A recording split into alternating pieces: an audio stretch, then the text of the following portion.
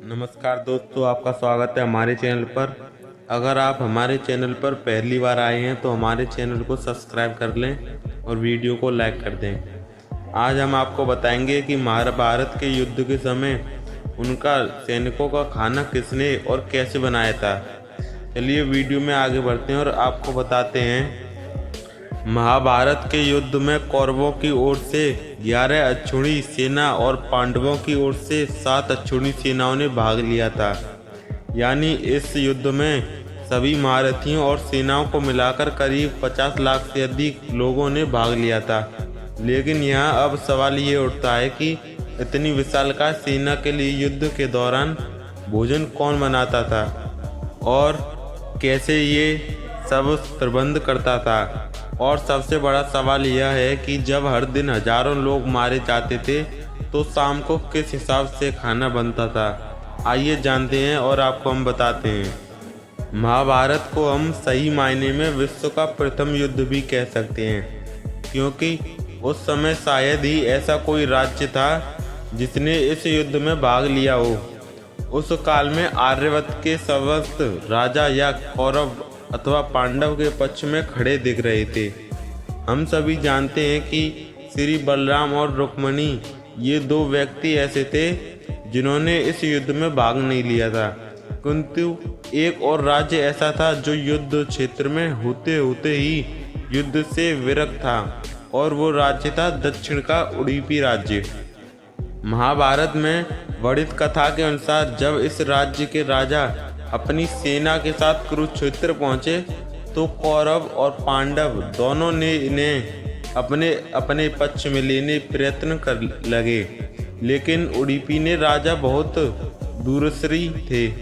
उन्होंने श्री कृष्ण से पूछा, हे माधव, दोनों ओर से श्री जिसे देखो युद्ध के लिए आतुर दिखता है, किंतु क्या किसी ने ये सोचा है कि दोनों ओर से उपस्थित इतनी विशाल सेना के भोजन का प्रबंध कैसे होगा। इस पर भगवान श्री कृष्ण ने कहा, महाराज, आपने बिल्कुल सही सोचा है। आप इस बात से प्रतीत होता है कि आपके पास इसकी कोई योजना है। अगर ऐसा है तो कृपया आप उसे बताइए। उसके बाद उडुपी नरेश ने कहा कि सत्य तो यह है कि भाइयों के बीच हो रहे इस युद्ध को मैं उचित नहीं मानता। इसी कारण इस युद्ध में भाग लेने की इच्छा मुझे नहीं है, किंतु ये युद्ध अब टाला भी नहीं जा सकता। इस कारण मेरी यही इच्छा है कि मैं अपनी पूरी सेना के साथ यहाँ उपस्थित होकर समस्त सेना के लिए भोजन का प्रबंध करूं। राजा की इस बात को सुनकर भगवान श्री कृष्ण अपना विचार उत्तम है ये कहा। इस युद्ध में लगभग 50 लाख योद्धा भाग लेने लगे, और आप जैसा कुशल राजा उनके भोजन का प्रबंध देखे तो हमें बहुत ही खुशी होगी और हम बेफिक्र रहेंगे। वैसे भी मुझे पता है कि सागर जैसे विशाल सेना के लिए भोजन प्रबंध करना आपके और भीमसेन के अतिरिक्त और किसी में भी संभव नहीं है, किंतु भीमसेन इस युद्ध से विरक्त नहीं हो सकते। इसलिए मेरी आपसे प्रार्थना है कि आप अपनी सेना सहित दोनों की ओर सेनाओं के भोजन का भार संभालिए। इसके बाद उडुपी ने राजा ने सेना के भोजन का भार संभाला। पहले दिन उन्होंने उपस्थित सभी योद्धाओं के लिए भोजन का प्रबंध किया।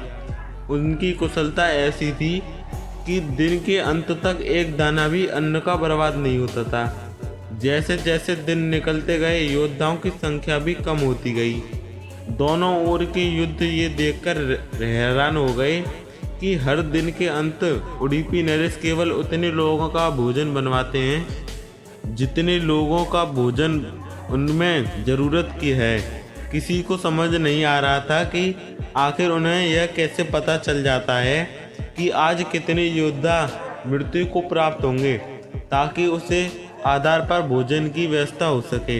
इतनी विशाल सेना के लिए भोजन का प्रबंध करना अपने आप में ही एक आश्चर्य था, और उस पर भी इस प्रकार की एक अन्न का दाना भी बर्बाद न हो, जो एक किसी चमत्कार से कम नहीं था।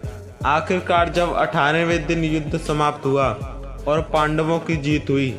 आपने राज्य अभिषेक के दिन आखिरकार युधिष्ठिर ने उडुपी राजा से पूछ लिया कि समस्त देशों के राजा हमारी प्रशंसा कर रहे हैं कि किस प्रकार हमने कम सेना होते हुए भी उस सेना को परास्त कर दिया, जिसका नेतृत्व पितामह भीष्म गुरु और गुरु द्रोण और हमारे भ्राता जैसे महारथी कर रहे थे। लेकिन मुझे लगता है कि सबसे अधिक प्रशंसा के पात्र आप हैं, जिन्होंने न केवल इतनी विशाल सेना के लिए भोजन का प्रबंध किया, बल्कि ऐसा प्रबंध किया कि एक दाना भी अन्न का व्यर्थ नहीं गया। मैं आपसे इसका रहस्य जानना चाहता हूँ। अपने जवाब में उडुपी नरेश ने कहा कि सम्राट, आपने जो इस युद्ध में विजय पाई है, उसका श्रेय किसे देंगे? इस पर सम्राट ने कहा, श्री कृष्ण के अतिरिक्त इसका श्रेय और किसी को नहीं दिया जा सकता है। अगर वह नहीं होते तो कौरव सेना को हराना असंभव था। तब उडुपी के राजा ने कहा कि महाराज, आप जिसे मेरा चमत्कार कह रहे हैं, वो भी श्री कृष्ण का ही प्रताप है। ऐसा सुनकर वहां उपस्थित सभी लोग हैरान हो गए। तब उडुपी के राजा ने इस रहस्य से पर्दा उठाया और बताया कि श्री कृष्ण प्रतिदिन रात्रि को मूंगफली खाते थे। मैं प्रतिदिन उनके शिविर में गिनकर मूंगफली रखता था और उनके खाने के बाद गिनकर देखता था कि उन्होंने कितनी मूंगफली खाई हैं। वे जितनी मूंगफली खाते थे, उसके ठीक 1000 गुना सैनिक अगले युद्ध में मारे जाते थे। यदि वे 50 मूंगफली खाते थे तो मैं समझ जाता था कि अगले दिन 50,000 सैनिक युद्ध में मारे जाएंगे। उसी के अनुसार मैं अगले दिन भोजन कम बनाता था। यही कारण था युद्ध के दौरान कभी भोजन व्यर्थ नहीं गया।